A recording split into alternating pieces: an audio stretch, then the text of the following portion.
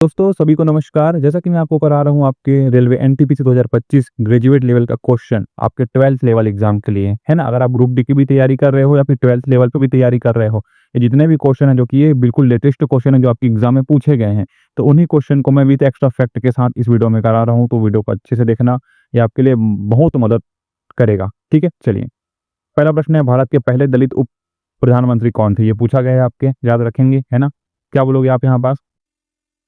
क्या बोला गया कि वो was the first deputy prime minister of India. दलित पूछा गया है ना, दलित उप प्रधानमंत्री बोला गया, तो क्या बोलोगे? बाबू जगजीवन राम। ठीक है, क्या बोलोगे? बाबू जगजीवन राम। यहाँ पास एक्सप्लेनेशन देख सकते हैं कि बाबू जगजीवन राम जो कि भारत के पहले दलित उप प्रधानमंत्री थे। उन्होंने 1977 से 1979 तक इस पद पर कार्य किया, 1977 से 1979 तक। ठीक है, यहाँ तक समझ आइए आपको। चलिए, अगला है, नुआखाई त्योहार कब शुरू होता है? ये पूछा गया है। नुआखाई त्योहार जो कि ओडिशा का है, पता है आपको कि नहीं पता आपको? ठीक है, उड़ीसा और छत्तीसगढ़ में मनाया जाता है। तो क्या बोलोगे आप? गणेश चतुर्थी के एक दिन बाद इसको किया जाता है। मैं आपको देता हूँ एक्सप्लेनेशन कि नुआखाई त्योहार गणेश चतुर्थी के एक दिन बाद होता है, यहाँ पर देख सकते हैं। और यह मुख्य रूप से उड़ीसा और छत्तीसगढ़ में मनाया जाना एक कृषि उत्सव है, याद में रखेंगे। ठीक है, एक प्रश्न पूछा गया था, बाबरनामा पुस्तक किसके द्वारा लिखा गया करके। तो इसमें नाम में ही आपका आंसर छुपा है कि बाबर द्वारा लिखा गया था। ऑप्शन नंबर सी यहाँ पास सही हो जाएगा। फटाफट करेंगे, आपका समय नहीं लूंगा मैं आपका, है ना। 10 मिनट में आपको अच्छे से 30 क्वेश्चन करा दूंगा। ठीक है, देखिए एक्सप्लेनेशन देख सकते हैं कि बाबरनामा पुस्तक बाबर द्वारा लिखी गई है या बाबर की आत्मकथा है जो उसने स्वयं तुर्की भाषा में लिखी। ये भाषा आप याद में रखेंगे कि बाबरनामा जो की है वो तुर्की भाषा में लिखी गई। समझ में आई बात? चलिए, अगला देख सकते हैं यहाँ पर किधर डायमेंशन ऑफ स्पीड, मतलब गति का विमीय सूत्र पूछा गया। तो अब यहाँ पास देख सकते हैं आप ऑप्शन में यहाँ पास कि एल टी वाला जो कि है ना, ऑप्शन नंबर सी, ये सही हो जाएगा।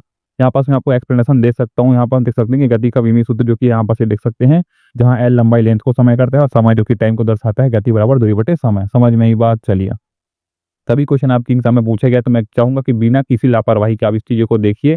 डेली के 10 मिनट देखने से अगर आपका सिलेक्शन हो जा रहा है तो आपको कोई समस्या नहीं होनी चाहिए। ठीक है, रेलवे ग्रुप डी की तैयारी कर रहे हो तो भी इसको देखना, क्योंकि ये लेटेस्ट क्वेश्चन है जो आपके एग्जाम में पूछे जा सकते हैं। ठीक है, इतना तो आप समझ सकते हो। ठीक है, रणथंबोर राष्ट्रीय उद्यान किस राज्य में स्थित है? सबको पता होना चाहिए, राजस्थान में स्थित है, नाम से पता चल जा रहा है। ठीक है, ठीक है ना। ये किस लिए प्रसिद्ध है पता है आपको? बाघों के लिए प्रसिद्ध है। रणथंबोर राष्ट्रीय उद्यान राजस्थान में स्थित है, यह अपने बाघों के लिए प्रसिद्ध है। ठीक है, ये प्रश्न देखिए, कुचिपुड़ी किस राज्य का लोक नृत्य है? बताओ भाई, क्या है आपका कुचिपुड़ी जो की है, किस राज्य का शास्त्रीय नृत्य है? सॉरी ना, शास्त्रीय नृत्य की बात करेंगे तो कहाँ गया पता है आपको? ये आंध्र प्रदेश का, याद में रखेंगे। ठीक है, आंध्र प्रदेश का है, यहाँ पर आपका एक्सप्लेनेशन की जरूरत नहीं होनी चाहिए। ठीक है, चलिए, ये प्रश्न बताइए, इंपॉर्टेंट, याद रखेंगे। अनुच्छेद 72 में क्या है? What is in article 72? क्या बोलोगे आप? तो राष्ट्रपति की क्षमादान शक्ति यहाँ पास है ना, 72वें किसमें आर्टिकल में। ठीक है, एक्सप्लेनेशन आप देख सकते हैं कि भारतीय संविधान का अनुच्छेद 72 राष्ट्रपति की क्षमादान शक्ति से संबंधित है। यह राष्ट्रपति को कुछ मामलों में दोषी व्यक्ति की सजा को माफ करने, समझ रहे हो ना, किसी को सजा की माफ करने के लिए चीजें क्या की जाती है, की जाती है। आर्टिकल 72 72 में है ना, निलंबित करने या कम करने की शक्ति प्रदान होती है किसको? राष्ट्रपति को। ठीक है, सजा को कम करने, उसको कम करने या फिर उसको पूरी तरह से खारिज करने का अधिकार किसको होता है? राष्ट्रपति को होता है।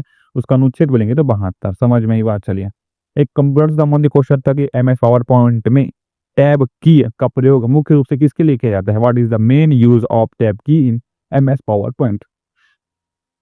तो वही इसका जो कि आंसर है वो हो जाएगा आपका टेक्स्ट को इंडेंट करने के, है ना, बूटलैंड करने के लिए, नंबर वाली सूचियों को इस तरह बदलने के लिए। नंबर जो सूची होती है आपने देखा होगा, कभी किया होगा, तो ये चीजें हो जाएगी। ठीक है, एक्सप्लेनेशन आप यहाँ पर देख सकते हैं मैं आपको कि एमएस पावर पॉइंट में टैब की का प्रयोग मुख्य रूप से टेक्स्ट को इंडेक्स, है ना, इंडेंट या फिर बुलेटेड नंबर वाली सूचियों को इस तरह बदलने के लिए किया जाता है। यहाँ पर याद में रखेंगे। ठीक है, चलो, अगला प्रश्न है, नगरों में, यहाँ पर देख सकते हैं क्या पूछा गया है। एक सेकंड, क्वेश्चन को देखेंगे आप। नगरों में नगर की सफाई करना, पानी की व्यवस्था करना, पीने के लिए पानी की व्यवस्था करना, सड़क बनाने तथा उसकी मरम्मत करना, सड़कों एवं गलियों में रोशनी का प्रबंधन करना किसका कार्य होता है? ये पूछा गया है। तो ये सिंपल सा क्वेश्चन है, इसका आंसर क्या बोलोगे आप? किसका होगा? शहरों में बोल रहे तो नगर निगम या फिर नगर पालिका का होगा।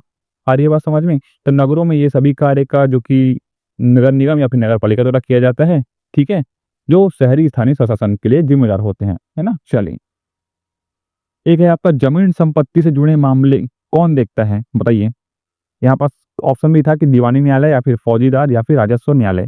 तो ये मैं पूरा आपको ऑप्शन से करा रहा हूँ, इसका मतलब समझ सकते हो कि ये वीडियो कितना इंपॉर्टेंट है आपके लिए। ठीक है, चलो, तो यहाँ पास क्या बोलोगे कि जो दीवानी न्यायालय है और राजस्व है, ये दोनों देखता है। Option number C, sorry D यहाँ पास नहीं हो जाएगा। ठीक है, दोनों देखता है। ठीक है ना, देख सकते हैं कि जमीन संपत्ति से जुड़े मामले मुख्य रूप से दीवानी न्यायालय जो कि सिविल कोर्ट है और राजस्व न्यायालय जो कि रेवेन्यू कोर्ट है, दोनों देखे सकते हैं ना। दीवानी न्यायालय संपत्ति के स्वामित्व, विभाजन, विरासत आदि से संबंधित मामलों को देखता है, जबकि राजस्व न्यायालय राजस्व, भूमि अभिलेख और भूमि विवादों से संबंधित मामलों को देखता है।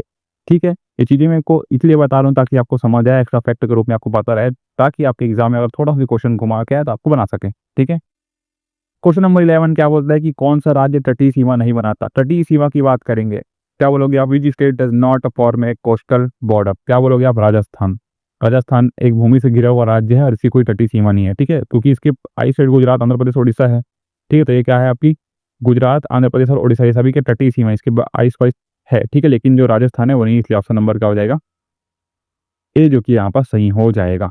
ठीक है, चलो क्वेश्चन नंबर 12 क्या बोलता है? यहाँ पर देख सकते हैं कि रेल बजट को किस वर्ष आम बजट में शामिल किया गया। बताओ, ये one of the most important प्रश्न आपके एग्जाम के पूछा जाता है।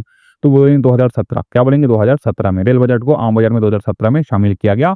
ऑप्शन नंबर सी जो कि है यहाँ पास सही हो जाएगा। ठीक है, चलिए अगला क्वेश्चन क्या पूछा गया आप देख सकते हैं यहाँ पास कि गुप्त काल में ग्रामीण प्रशासन, गुप्त काल में ग्रामीण प्रशासन का प्रमुख अधिकारी कौन होता है? बताओ भाई, गुप्त काल की बात कर रहे हैं तो क्या बोलोगे हम इसको? ग्रामिक।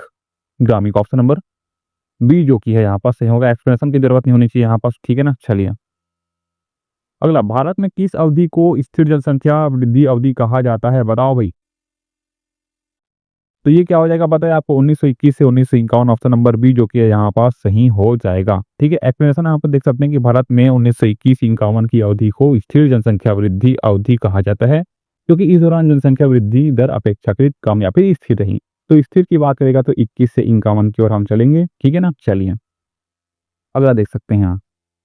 अगला प्रश्न क्या है? एकलव्य मॉडल रेजिडेंट स्कूल यानी EMRS, ठीक है, EMRS स्कूल की क्या बोला गया कि स्थापना जो कि शुरुआत है वो किस वर्ष हुई, ये पूछा गया है ना। क्या बोलोगे आप? तो इसको 1997 से 1998 लगाएंगे, ऑप्शन नंबर बी जो कि यहाँ पर सही हो जाएगा। ठीक है, यहाँ पास और एक्सप्लेनेशन की जरूरत नहीं होनी चाहिए मेरे हिसाब से। ठीक है आपको, चलिए अगला बताइए। प्रधानमंत्री नरेंद्र मोदी ने नवंबर 2024 में 17 साल बाद किस पश्चिमी अफ्रीका, यहाँ पास कितना हिंट दे दिया देखो आपको, की यात्रा की।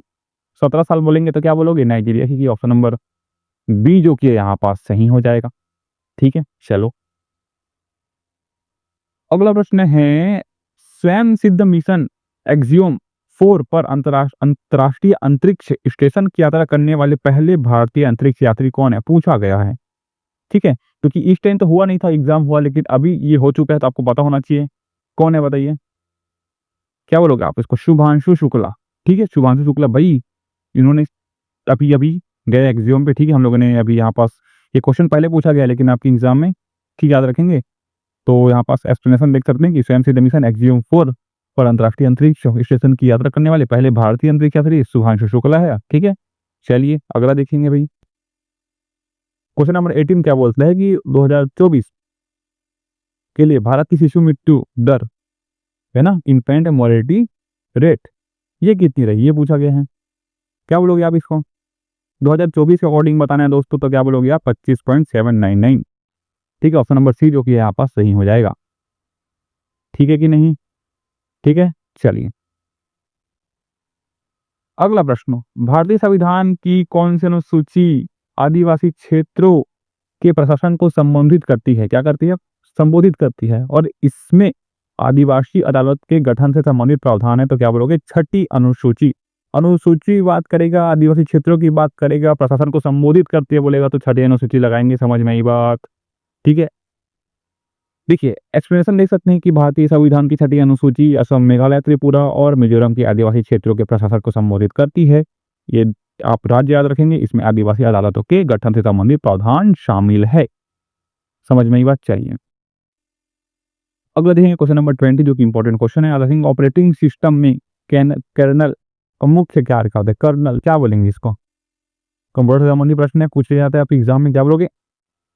हार्डवेयर सॉफ्टवेयर के बीच संचार की सुविधा प्रदान करता है। ऑप्शन नंबर सी जो कि यहाँ पास सही हो जाएगा। ठीक है, तो चलिए दोस्तों आज के लिए बस इतना ही। मैं चाहूंगा कि आप डेली 10 मिनट की वीडियो देखने के लिए क्या बोलेंगे कि देखिए, जिससे क्या है आपका जो पी सिलेक्शन वो पक्का हो सके। ठीक है, चलिए।